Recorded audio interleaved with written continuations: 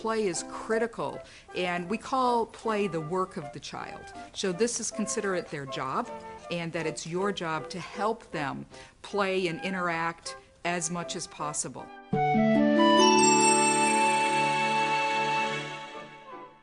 Play is a very important factor for children that are 0 to 5. In play, they learn a lot of skills. One of the things that happens in brain development is through play, they do something where they cross the midline.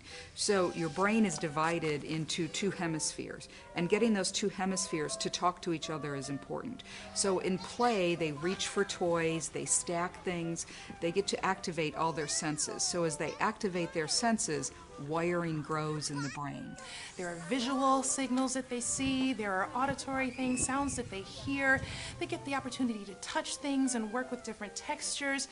All of this is extremely important as they are taking in information about their environment.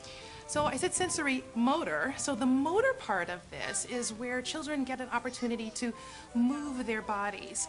With sensory motor play, they're starting to play with objects, and small ones are going to be putting them in their mouths, touching, feeling.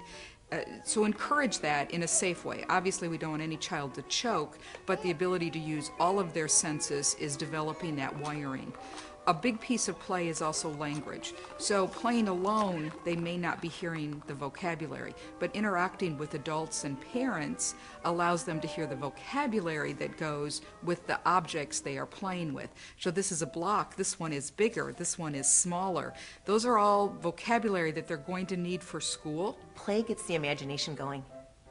Play gets your creative juices going. Play gives you an opportunity to learn how to work with others. The more they play, the better. And there's several kinds of play.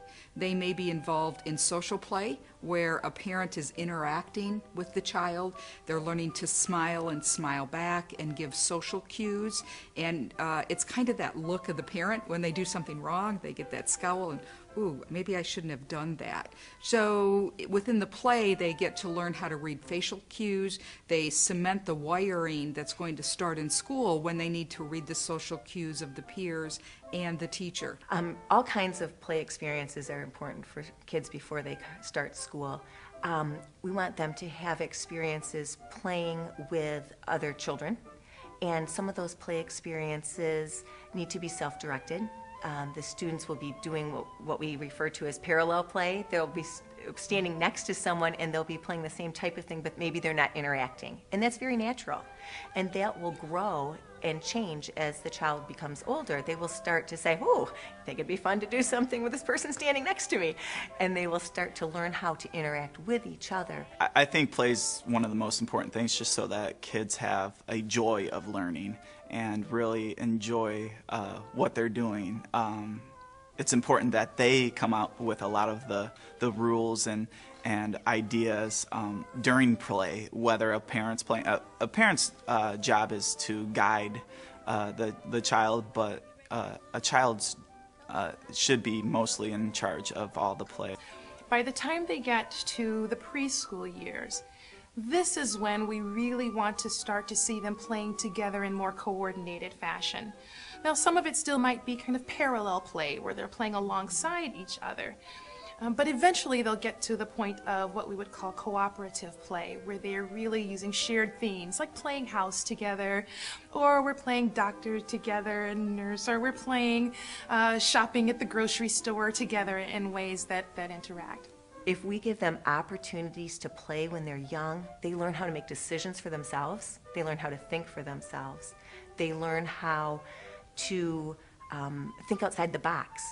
You don't have to have specialized toys. You don't need computer equipment. A trip to the grocery store can be considered play. Get them in the cart so they're at your level and they're safely in, and then start to point out all the objects that are around them and make it an event of play rather than a stressful time. Consider play after nap, that it's a great time to go to the grocery store, to go for the walk, and start to build that wiring that they will need.